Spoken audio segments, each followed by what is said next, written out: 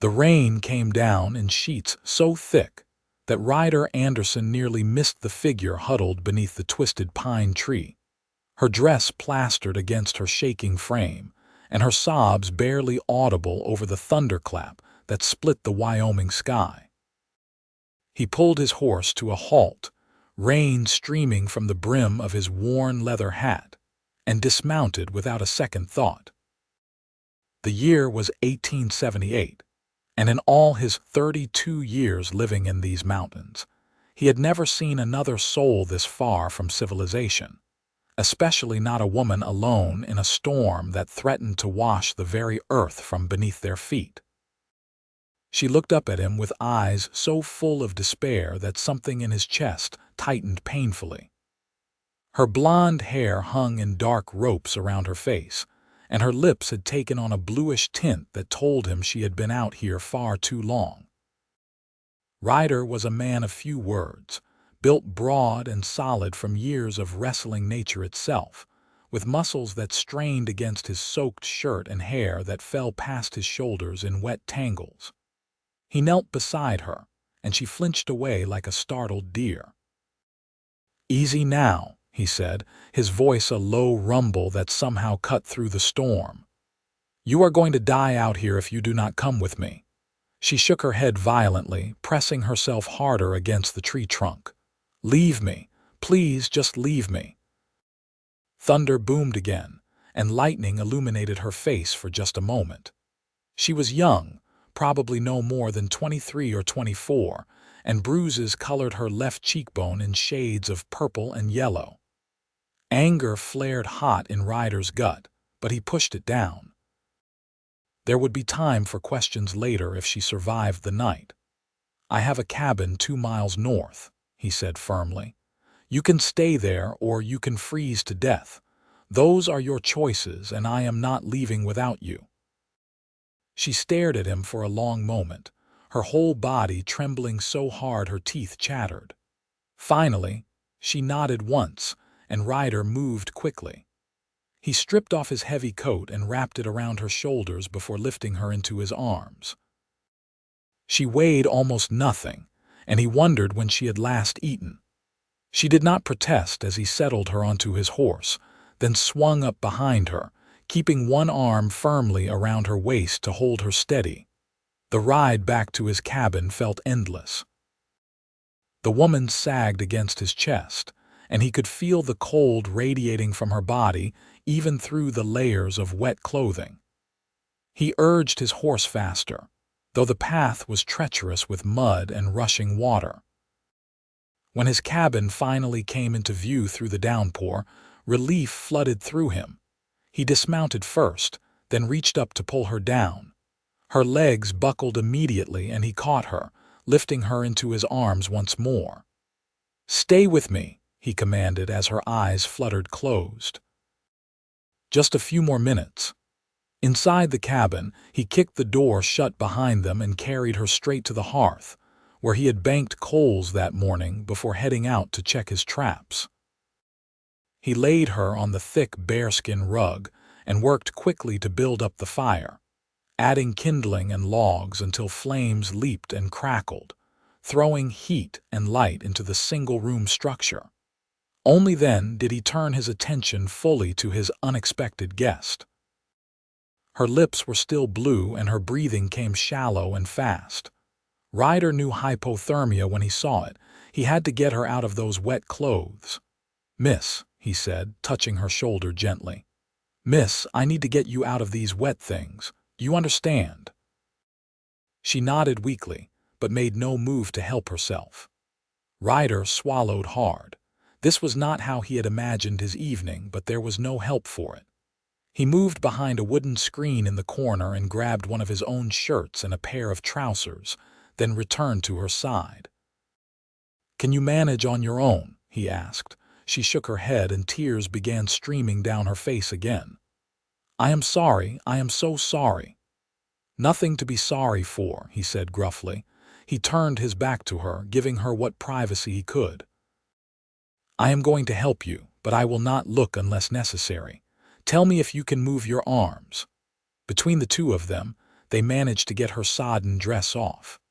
Ryder kept his eyes averted as much as possible, but he could not help but notice more bruises on her ribs and arms.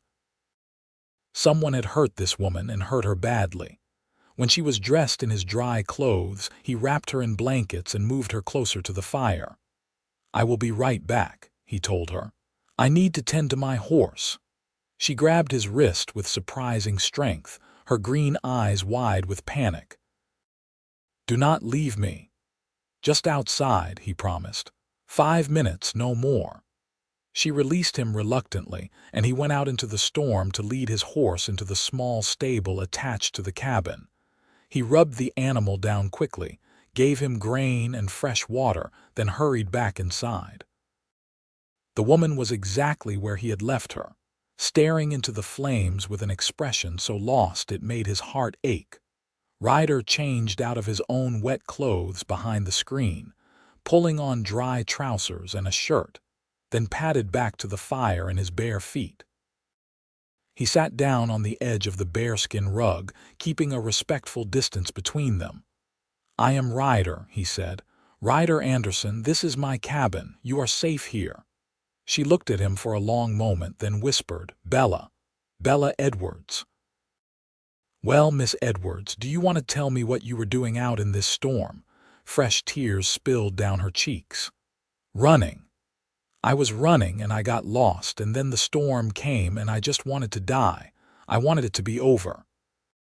He reached out slowly, giving her time to pull away, and took her hand in his much larger one. "I am glad you did not die. I am glad I found you." She started sobbing then, great wrenching sobs that shook her whole body. Ryder moved closer and pulled her against his chest, letting her cry herself out while the storm raged outside. He did not ask any more questions. There would be time for that later. Eventually, her sobs subsided into hiccups, and she pulled back slightly, wiping at her face with the sleeve of his shirt. "I must look terrible." "You look alive," he said simply. "That is what matters. Are you hungry?" She nodded, and he stood, moving to the simple kitchen area where he kept his supplies. He ladled stew from the pot he had made that morning into a wooden bowl and brought it to her with a spoon. She ate slowly at first, then faster, as if she could not get the food down quickly enough. "When did you last eat?" he asked. 2 days ago," she admitted. "Maybe 3. I lost track." He brought her more stew and a cup of water from the bucket near the door. She drank it all, then looked up at him with something that might have been hope flickering in those green eyes. "Why did you help me?" she asked. "Because you needed help," he said, as if it were the most obvious thing in the world. "What kind of man would I be if I left you out there?" Most men would not have stopped. Then most men are fools. She smiled for the first time, just a tiny quirk of her lips, but it transformed her face. Ryder felt something shift in his chest, something he had not felt in all his years alone in these mountains. The storm continued through the night. Ryder gave Bella his bed, a simple frame with a corn husk mattress covered in furs and blankets, while he made himself comfortable on the bearskin rug by the fire. He woke several times to add wood to the flames and check on his guest. Each time she was sleeping peacefully, her breathing deep and even. When morning came, the storm had passed, leaving the world washed clean and sparkling. Ryder rose before dawn as he always did and started coffee brewing over the fire. The rich smell filled the cabin and he heard Bella stirring behind him. "Good morning," she said softly. He turned to find her sitting up in bed, his blankets wrapped around her shoulders. In the morning light streaming through the window, he could see her more clearly. She was beautiful despite the bruises, with delicate features and eyes that held depths of pain and strength in equal measure. "Morning," he replied. "Coffee will be ready soon. How are you feeling?" "Better." "Warmer." She paused. "Thank you, you saved my life." "You already thanked me." He poured coffee into 2 tin cups and brought one to her. "What you need to do now is tell me what happened. Who hurt you? Her hands tightened around the cup, and she stared down into the dark liquid. My husband. Former husband, I suppose, since I left him. Ryder's jaw clenched. Where is he now? In Medicine Bow, I think. That is where we were living. He brought me there 6 months ago after we married in Kansas, said he had work at the railroad. She laughed bitterly. The work was drinking and gambling. When he lost money, he would come home and take it out on me. You ran from him. 3 days ago, he came home drunk and angry. He beat me worse than ever before, and I knew if I stayed, he would kill me. So I waited until he passed out, took what little money I had hidden, and ran. I thought if I could get to the next town, maybe I could find work, start over. She looked up at him with haunted eyes. But I got lost in the mountains. The storm came, and I just gave up. I was so tired of running, so tired of being afraid. Ryder set his coffee down and moved to sit on the edge of the bed. You do not have to run anymore. You can stay here as long as you need. I cannot impose on you like that. You are not imposing. I am offering. He met her gaze steadily. I live alone up here, have for the past 8 years. I hunt, trap, trade my furs in town when I need supplies. It is a simple life, but it is peaceful, safe. You could use some peace and safety. You do not even know me. I know you survived something most people could not. I know you are stronger than you think. He stood and moved back to the fire. Stay, at least until you figure out what you want to do next. Bella was quiet for a long time. Finally, she said, what if he comes looking for me? Then he will have to go through me. The certainty in Ryder's voice left no room for doubt. And I promise you, Miss Edwards, he will not like what he finds. Over the next few days, Bella began to settle into life at the cabin. The bruises on her face started to fade from purple to yellow-green, and the terrified look in her eyes gradually eased. Ryder gave her space, going about his daily routines while she recovered. He checked his trap lines, chopped wood, repaired a section of the stable roof that had been damaged in the storm. She insisted on helping despite his protests, starting with small things like cooking meals and tidying the cabin. Ryder came in one afternoon to find her scrubbing his floors, and he stopped short in the doorway. You do not have to do that, he said. She sat back on her heels and pushed a strand of hair out of her face. I want to. You have done so much for me. Let me do something in return. You do not owe me anything. Maybe not, but it makes me feel useful. These past months I have felt so helpless, so useless. Please let me help. He could see how important it was to her, so he nodded. All right, but do not overdo it. You are still recovering. As the days turned into a week, then too, they fell into an easy rhythm. Bella proved to be an excellent cook, transforming his simple supplies into meals that made his mouth water. She mended his clothes, organized his shelves, and even helped him tan the hides from his latest trapping expedition. They talked while they worked, sharing pieces of their lives. Ryder told her about growing up in Kentucky, how he had headed west after his parents died of fever when he was 24. He had tried his hand at various trades, from cattle driving to prospecting, before finally settling in these mountains where he found the solitude he craved. Did you never want a family? Bella asked one evening as they sat by the fire after dinner. I thought about it, he admitted, but I am not easy to live with. I am used to my own ways, my own space. And out here, there are not exactly a lot of women looking for a mountain man with no prospects beyond his next trap line. I think you are selling yourself short, she said softly. You are kind, patient, hardworking. Any woman would be lucky to have you. He felt heat rise in his cheeks and was grateful for his beard hiding his blush. What about you?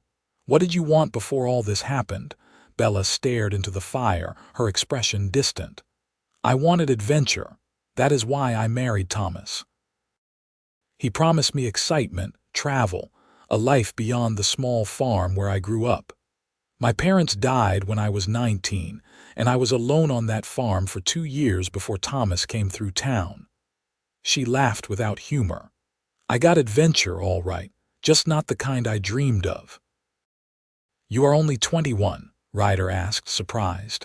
22 now. My birthday was last month. She turned to look at him. How old are you? 32. Too old to be foolish anymore, or so I thought. What do you mean? He met her eyes, and the words came out before he could stop them. I mean I should not be feeling what I am feeling. The air between them suddenly felt charged, electric. Bella's breath caught.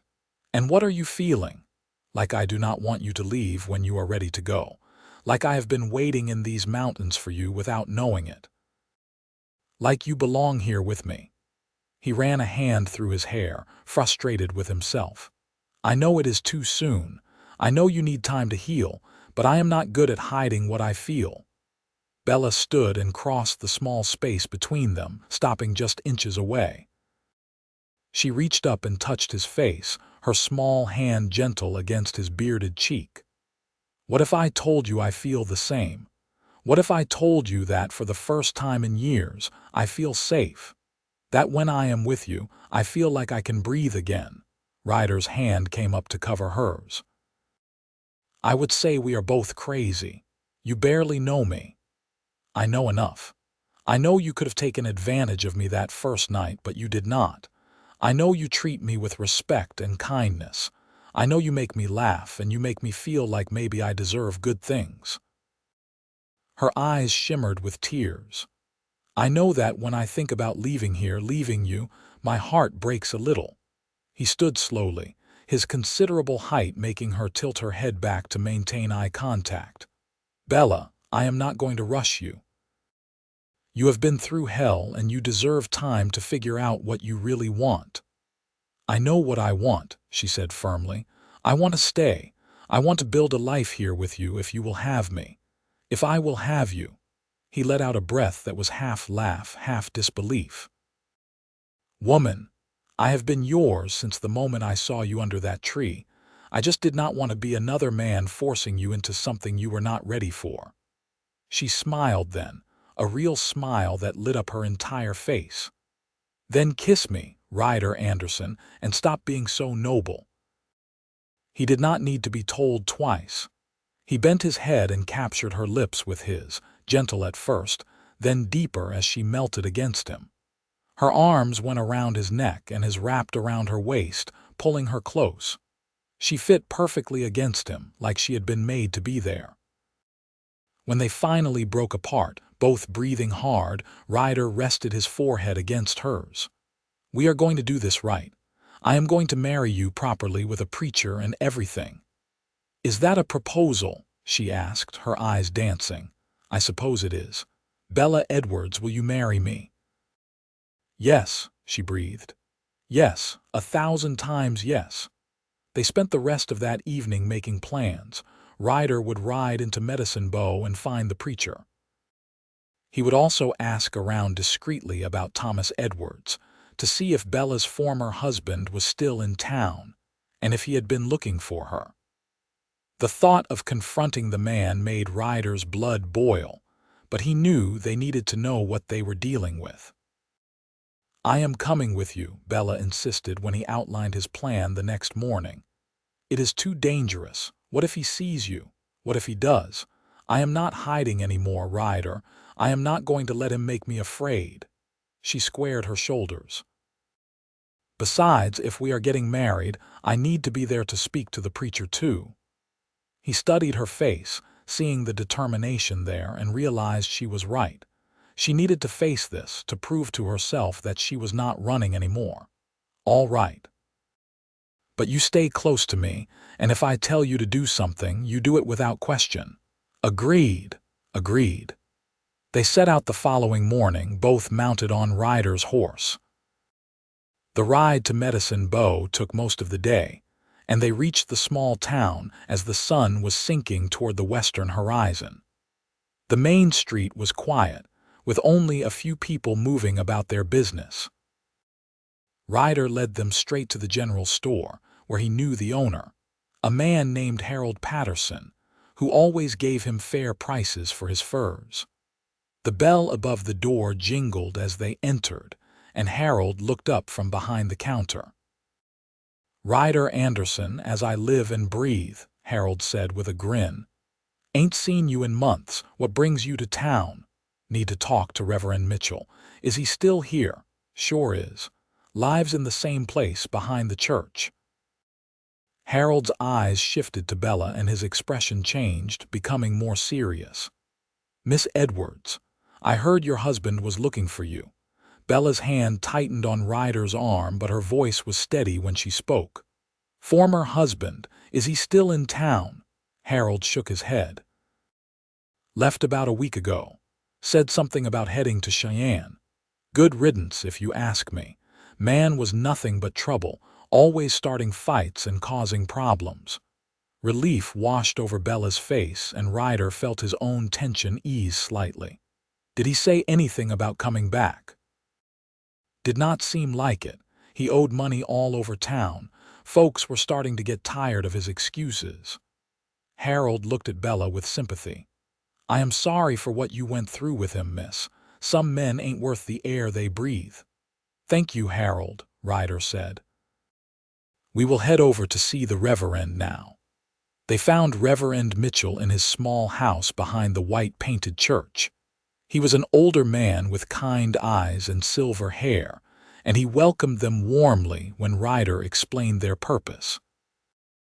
"I would be honored to marry you too," Reverend Mitchell said. "But I have to ask, Miss Edwards, are you certain your marriage to Thomas Edwards is truly ended? Legally speaking, divorce is complicated." "He beat me," Bella said quietly but firmly. "I have the scars to prove it. I will not go back to him, no matter what any law says." The Reverend's expression darkened. "I see. In that case, I believe we can proceed. In situations of abuse, the church recognizes that a woman has the right to separate herself from her husband. We will say the marriage was never valid due to his violation of his sacred vows." He looked between them. "Are you both certain this is what you want?" "More certain than I have ever been about anything," Ryder said, taking Bella's hand in his. "Then we will hold the ceremony tomorrow morning, if that suits you. I will need 2 witnesses. I am sure we can find willing people in town." They spent that night at the small boarding house on Main Street, in separate rooms despite the fact that they would be married the next day. Ryder wanted to do everything properly, to show Bella the respect she deserved. He lay awake most of the night, thinking about how drastically his life had changed in just a few short weeks. The next morning dawned clear and bright.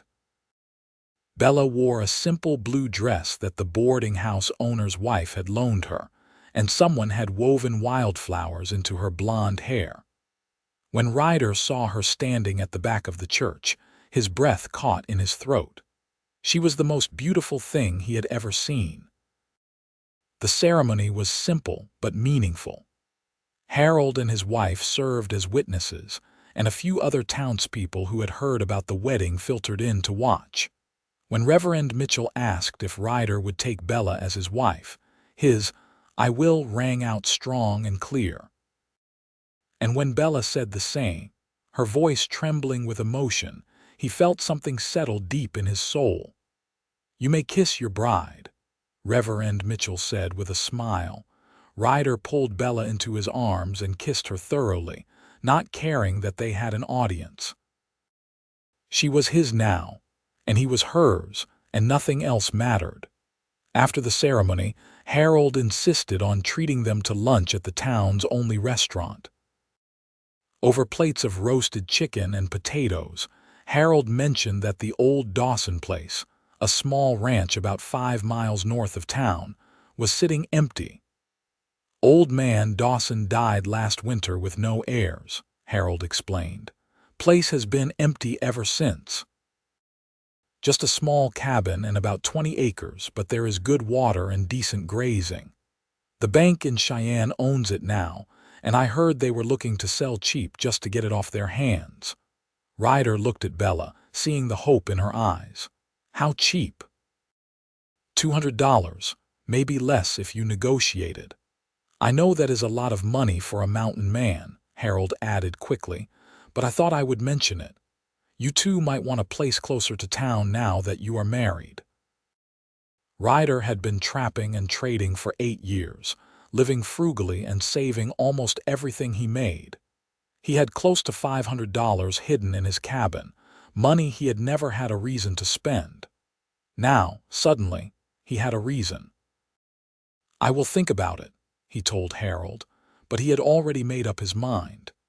They rode back to the cabin that evening as husband and wife, and Ryder felt lighter than he had in years. When they reached the cabin, he dismounted and lifted Bella down, holding her for a moment before setting her on her feet. "Welcome home, Mrs. Anderson," he said softly. She smiled up at him. "I like the sound of that." That night, they made love for the first time by the light of the fire. Ryder was achingly gentle, erasing the memory of rough hands and cruel words with every tender touch. Bella cried when it was over, but they were good tears, healing tears. "I love you," she whispered against his chest. "I love you too," he replied, pressing a kiss to her hair. "I am going to spend the rest of my life making sure you never regret saying yes to me." Over the next few weeks, they settled into married life. Ryder rode to Cheyenne and purchased the Dawson place, surprising Bella when he told her what he had done. "We do not have to leave your cabin if you do not want to," she said, though her eyes were shining. "I am happy here." "I know you are. But that place has a real house with multiple rooms, room for a family if we are blessed with one. And it is closer to town, which means you will not be so isolated." He cupped her face in his hands. "I want to give you a real home, Bella, not just a cabin in the mountains." "You are my home," she said. "Wherever you are, that is where I belong." They moved to the new property in late summer. The cabin was larger than Ryder's mountain home, with 2 bedrooms, a separate kitchen, and a good stone fireplace. Bella threw herself into making it theirs, sewing curtains for the windows and planting a vegetable garden near the house. Ryder built a new stable and repaired the fences around the property. He purchased 3 cows and a bull, planning to build up a small herd. He would still trap in the winter, but now he had other options for making a living. One evening in early fall, as they sat on the porch watching the sunset paint the sky in shades of orange and pink, Bella placed her hand over her stomach and looked at Ryder with tears in her eyes. "I think I am carrying your child," she said softly. Joy exploded through him like fireworks. He pulled her into his arms and held her tight, overwhelmed by the enormity of it. "Are you sure?" "As sure as I can be. I have missed my monthly courses twice now, and I have been feeling sick in the mornings. We need to get you to a doctor. There is a doctor in Medicine Bow now. Just arrived last month. I will go see him next week to be certain." The doctor confirmed what Bella already knew. She was pregnant, due to give birth in late spring. Ryder walked around in a daze for days, unable to quite believe that he was going to be a father. He started building a cradle in his spare time, carefully crafting each piece from smooth pine. Winter came, and with it, challenges. Bella's pregnancy was difficult, with severe morning sickness that left her weak and exhausted. Ryder hovered over her constantly, much to her amused exasperation. "I am not made of glass," she told him one afternoon when he insisted she rest instead of helping with the chores. "Women have been having babies since the beginning of time." "Not my wife carrying my baby," he countered. "So you will rest, and I will handle the chores." She softened at that, reaching up to touch his face. "Have I told you lately that I love you?" "Not in the last hour," he said with a slight smile. "I was starting to worry." "I love you, Ryder Anderson. I love you more than I thought it was possible to love another person." He kissed her gently. "The feeling is mutual, Mrs. Anderson." In January, A stranger rode up to their property. Ryder saw him coming and told Bella to stay inside while he went out to meet the man. Something about the way the stranger sat his horse, stiff and angry, put Ryder on alert. "Can I help you?" Ryder called out when the man was within earshot. The stranger dismounted, and Ryder saw that he was around his own age, with a cruel twist to his mouth and eyes that held nothing but rage. "Name is Thomas Edwards. I am looking for my wife." Everything in Ryder went cold and hard. "She is not your wife anymore. She is mine. We were married in Medicine Bow 4 months ago." Thomas's face flushed red. "You cannot marry another man's wife. That marriage is not legal. Neither was yours, considering you broke your vows the first time you laid a hand on her in anger." Ryder's voice was dangerously quiet. "You need to leave, now." "I ain't going anywhere without Bella." "Then you are not going anywhere at all." Ryder took a step forward, using his considerable size to full advantage. "Because she is not going with you. She is happy here. She is safe here. And I will die before I let you take her back to whatever hell you put her through." Thomas's hand moved toward the gun at his hip, but Ryder was faster. He closed the distance between them in 2 long strides and grabbed Thomas's wrist before the gun cleared the holster. He twisted hard, and Thomas cried out in pain, dropping to his knees. "I could break your arm right now," Ryder said conversationally, though his eyes were fierce. "I could break every bone in your body for what you did to her, but I am not going to because I am not like you. I am going to give you one chance to ride away and never come back. If you do, I will let you keep your life. If you do not, well, accidents happen in these mountains all the time. People disappear. Bodies are never found." He released Thomas's wrist and stepped back. Thomas scrambled to his feet, clutching his injured arm. "This ain't over." "Yes, it is. She has a new life now, a good life. You lost any claim to her the moment you decided to use her as a punching bag." Ryder's voice was hard as stone.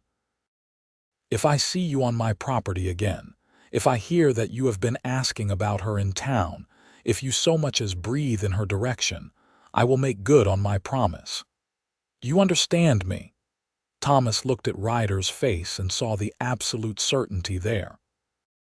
He saw a man who had killed before, if necessary, and who would do so again to protect what was his. Something in his expression must have finally penetrated Thomas's anger because he backed toward his horse. "She was not worth the trouble anyway," Thomas spat.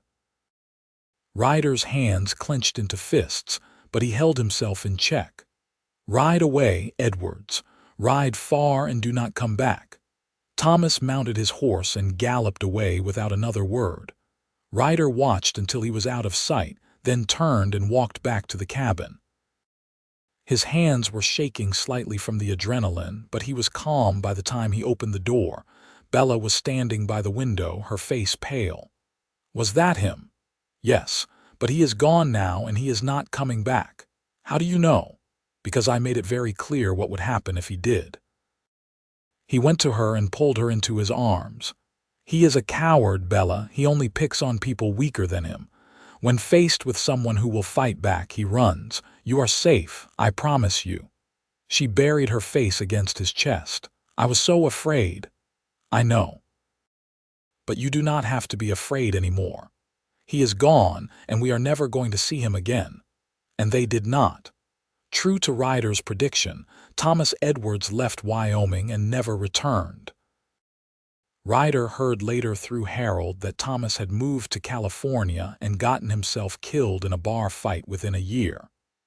When he told Bella the news, she simply nodded and said, "I feel sorry for him. He could have had a good life, but he chose anger and violence instead. I hope he found some peace before the end." Her compassion never ceased to amaze Ryder. Even after everything Thomas had put her through, she could still find it in her heart to feel sympathy for the man. Spring came, and with it, Bella's time. The doctor from Medicine Bow came to stay at their cabin for the final week. knowing that first births could be unpredictable. Ryder paced the porch while Bella labored, nearly wearing a groove in the wooden planks. The doctor's wife, who had come to assist, kept chasing him outside every time he tried to come in. "You will just get in the way," she told him firmly. "Let us do our work." When he finally heard the thin wail of a newborn, Ryder burst through the door despite the doctor's wife's protests. Bella was propped up in bed, sweaty and exhausted but smiling. In her arms was a tiny bundle wrapped in soft blankets. "Come meet your son," she said softly. Ryder approached slowly, almost afraid to breathe. He looked down at the tiny face, the miniature fingers curled into fists, and felt his heart crack wide open. "A son," he whispered. "We have a son, Ryder. A beautiful, healthy son." He sat carefully on the edge of the bed and touched the baby's soft cheek with one large finger. What should we name him? They had discussed names throughout the pregnancy but never quite decided on one. Now, looking at her husband's face as he gazed at their child with such tenderness and awe, Bella knew exactly what their son should be called. "Robert," she said, "after your father." "Robert James Anderson." Ryder looked up at her with tears in his eyes. "Are you sure?" "I am sure. Your father would be proud of the man you became, and he would be proud to have this little one carry his name." He leaned over and kissed her, gentle and reverent. "Thank you." "For him, for giving me a family, for choosing me."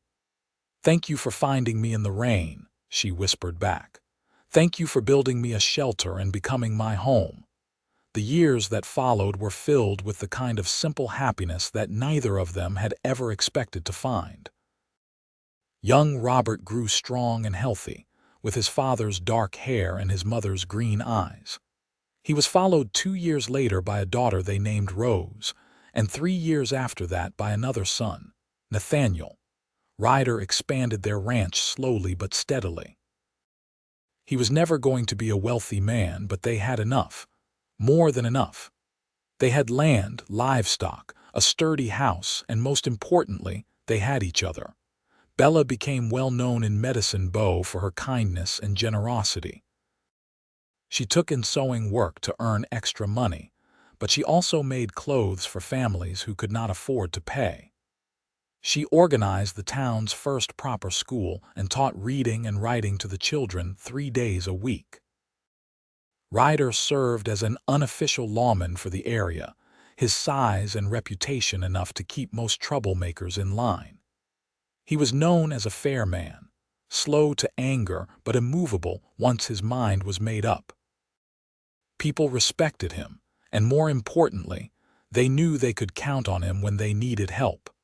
On their 10th wedding anniversary, Ryder took Bella back to the spot where he had found her that rainy night. The twisted pine tree was still there, older and more gnarled but standing strong. "I cannot believe it has been 10 years, Bella said, leaning against his side as they stood beneath the tree. "It feels like yesterday and a lifetime ago all at once." "Best decade of my life," Ryder said, wrapping his arm around her waist. "I thank God for that storm every single day." "I was ready to die that night," she admitted. "I had given up on everything, on ever being happy again. And then you appeared like something out of a dream." "Not a dream, just a stubborn mountain man who could not stand the thought of leaving someone in need." He turned her to face him, his hands gentle on her shoulders. "You gave my life meaning, Bella. Before you, I was just existing, going through the motions. You taught me how to really live." She reached up to touch his face, now lined with the passage of time but still so dear to her. "We taught each other. We saved each other." He kissed her there beneath the pine tree, while the Wyoming wind whispered through the branches above them. When they finally pulled apart, Bella rested her head against his broad chest and listened to the steady beat of his heart. "Take me home," she said softly. "Always," he replied. They rode back to their ranch together, and Bella felt the same sense of peace and contentment that she felt every time she saw their house come into view. This was home, not just the physical structure but everything it represented. Safety, love, family, belonging. The children came running when they arrived, Robert now 12 and already showing signs of his father's height and build, Rose at 10 all sunshine and laughter, and little Nathaniel at 7 still young enough to want to be picked up and swung around by his father. That evening, they all sat on the porch together watching the sunset.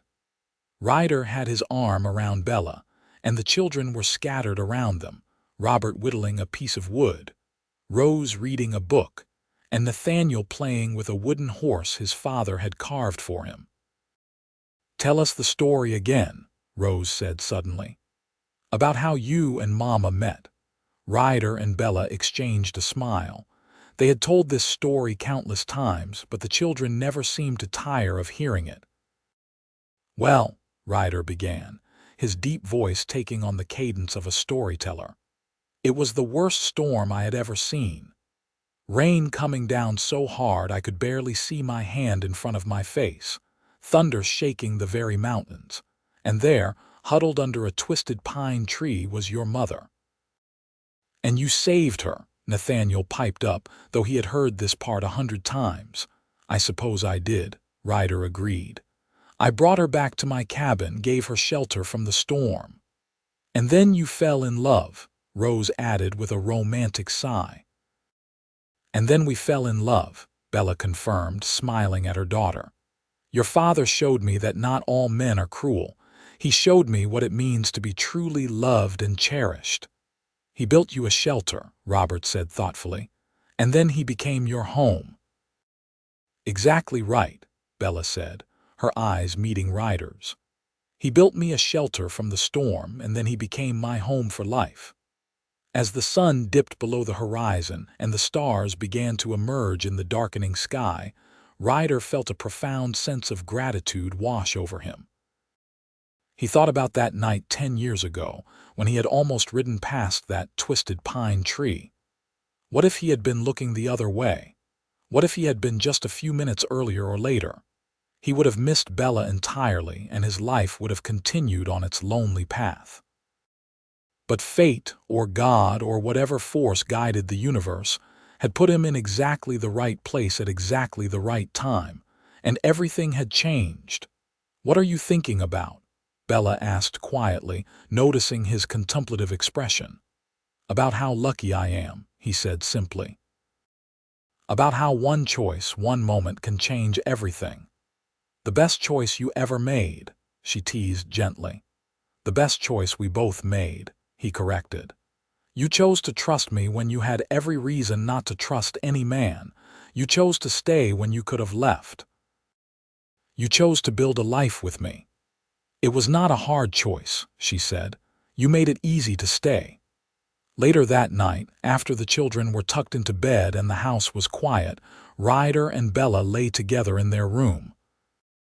The window was open, letting in the cool night breeze and the sound of crickets singing their evening song. "Do you ever regret it?" Ryder asked into the darkness. "Marrying me, I mean. Living out here instead of in a proper town with proper society." Bella propped herself up on one elbow to look at him. "Never. Not for one single moment. This life we have built together is more than I ever dreamed possible. You are more than I ever dreamed possible. I just want to make sure you are happy. Ryder Anderson, I am more than happy. I am complete. You took a broken woman and helped her become whole again.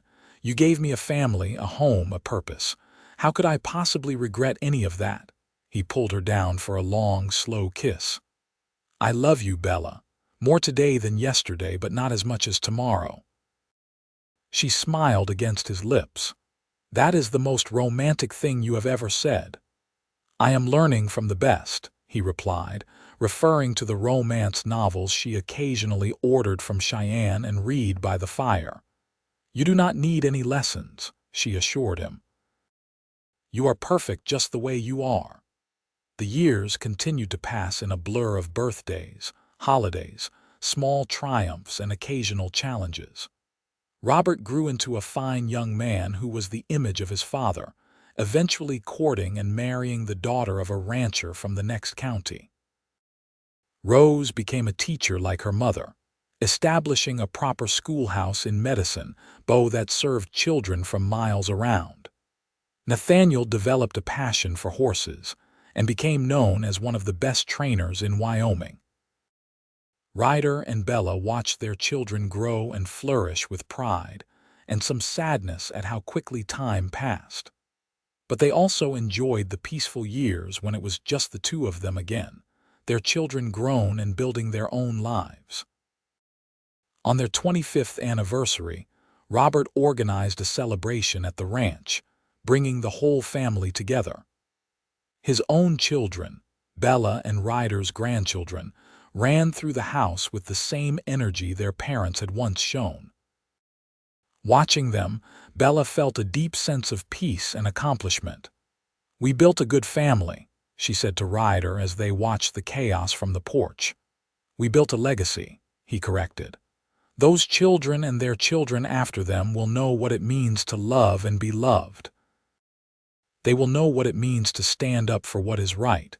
They will know the value of hard work and honest living.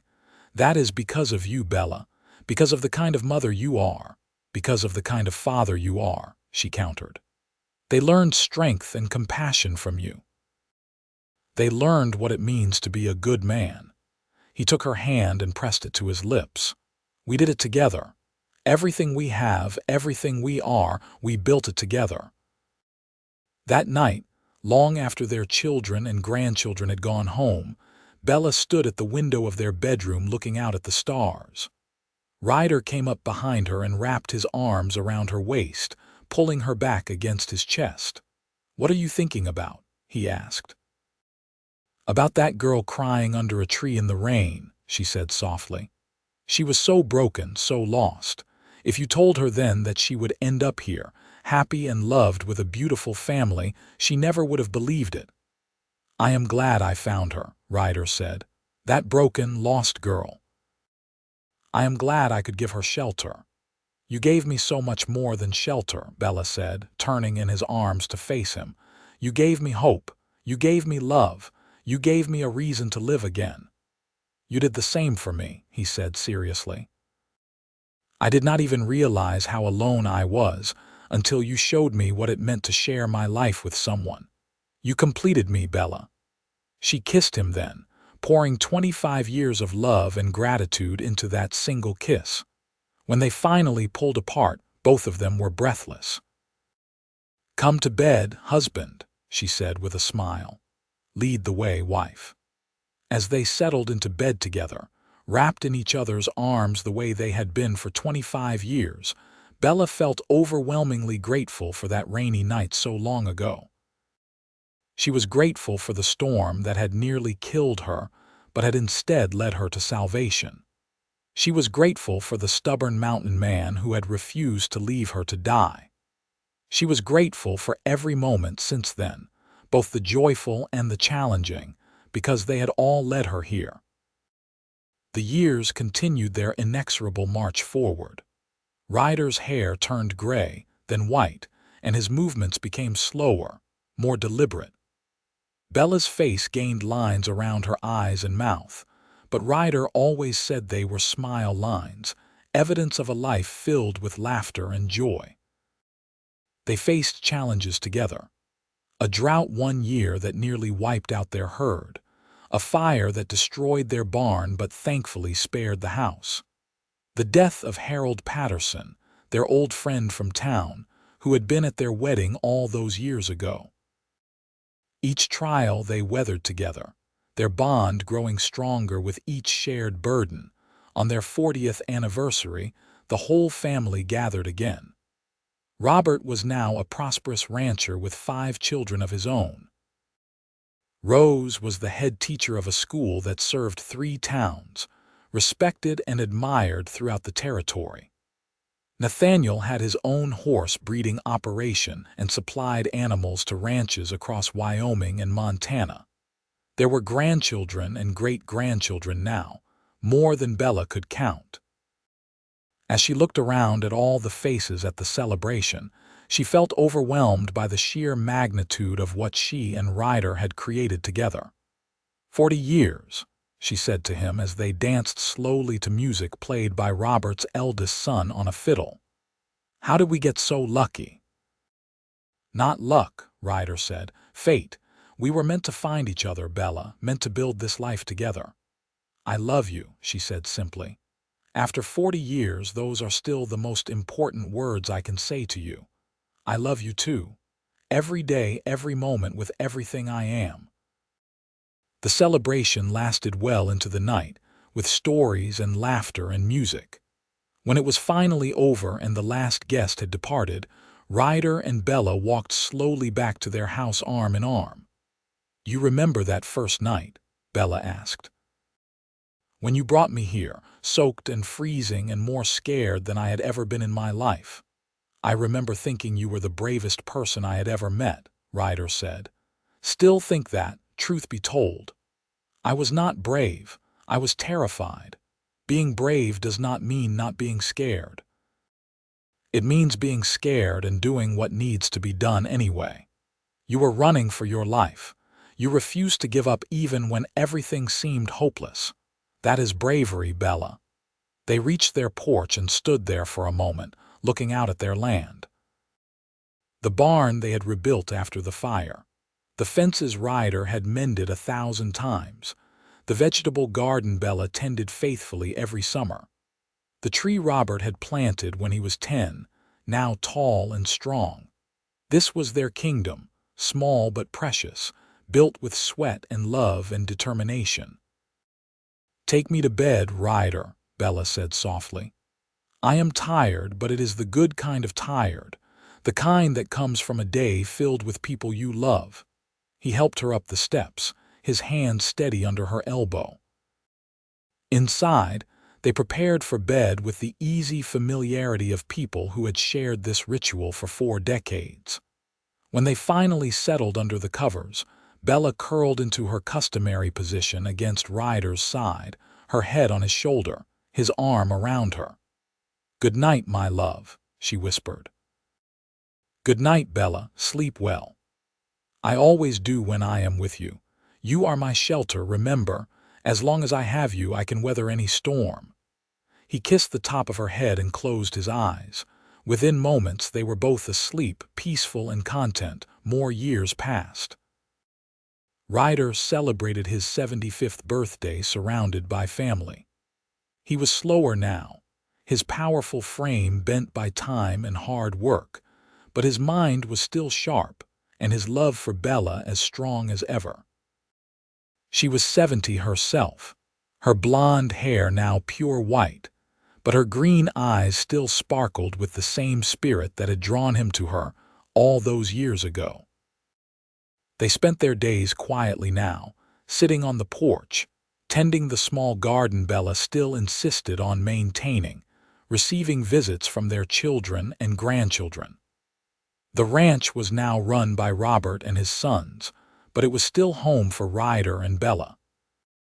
One summer evening, as the sun set in a blaze of color, Bella turned to Ryder with a serious expression. I need you to promise me something, she said. Anything, he replied. When I am gone, you have to keep living. Keep being the wonderful man you are.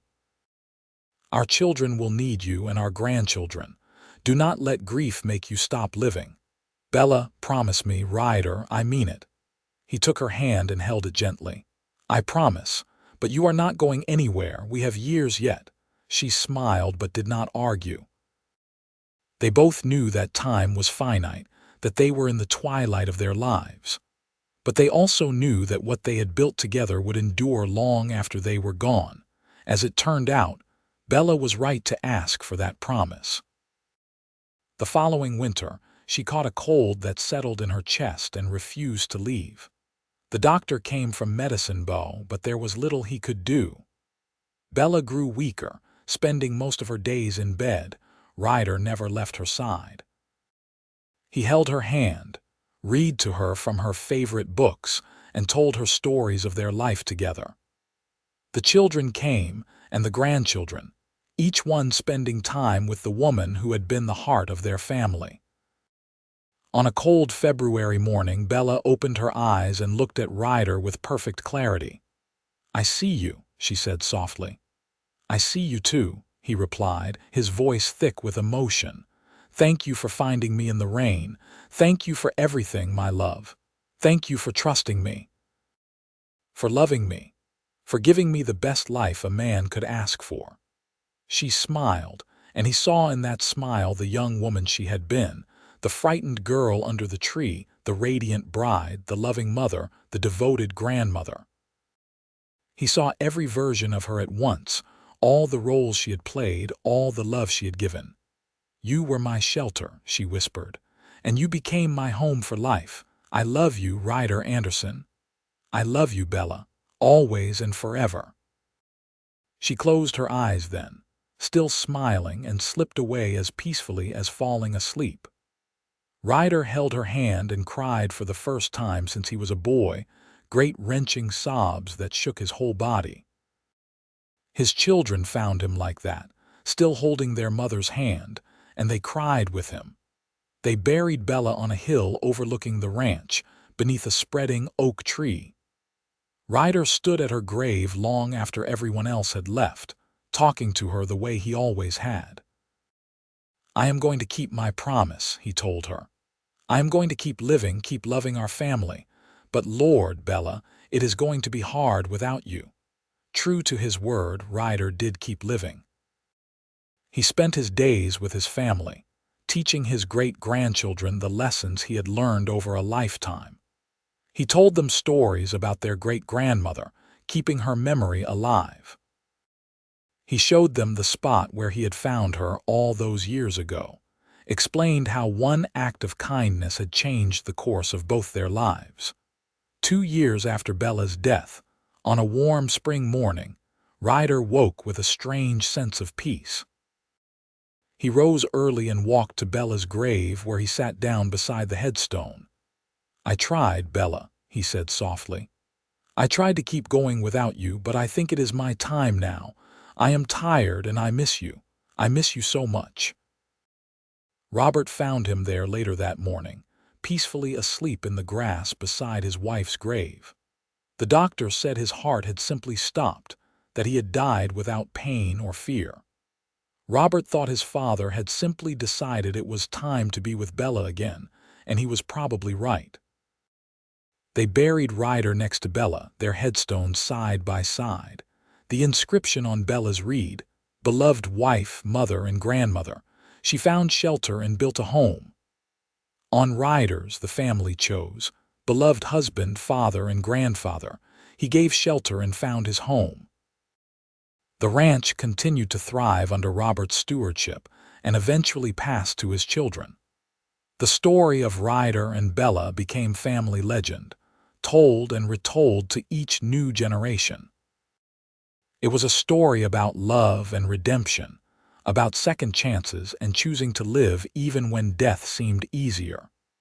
It was a story about finding home in another person, about building something beautiful out of despair. And on rainy nights, when storms rolled through the Wyoming mountains, people swore they could sometimes see 2 figures walking hand in hand near the twisted pine tree, where a mountain man once found a woman crying in the rain. Some said it was just shadows and tricks of the light. But those who believed in the power of love knew better. They knew it was Ryder and Bella, together still, watching over the land and family they had built, their love eternal and unbreakable. The house that Ryder had purchased, the house where they had raised their children and created a lifetime of memories, still stood strong decades after their passing. It became a gathering place for the family, the center of celebrations and holidays. And in that house, hanging above the fireplace, was a painting commissioned by their children. It showed a younger Ryder and Bella standing together in front of their cabin. His arm was around her waist, and she was leaning into him, both of them smiling. Beneath the painting was a small plaque that read, "He built her shelter and became her home for life." That painting became a symbol for the entire family, a reminder of what was possible when two people chose love over fear, when they decided to build something together rather than face life alone. It reminded them that home was not just a place, but a person, that shelter could be found in loving arms, that the storms of life could be weathered when you had someone by your side who would never let you face them alone. And so the legacy of Ryder and Bella Anderson lived on, generation after generation, in the strong backs and kind hearts of their descendants, in the ranch that still prospered in the Wyoming wilderness, in the stories told around dinner tables, and the love that bound the family together.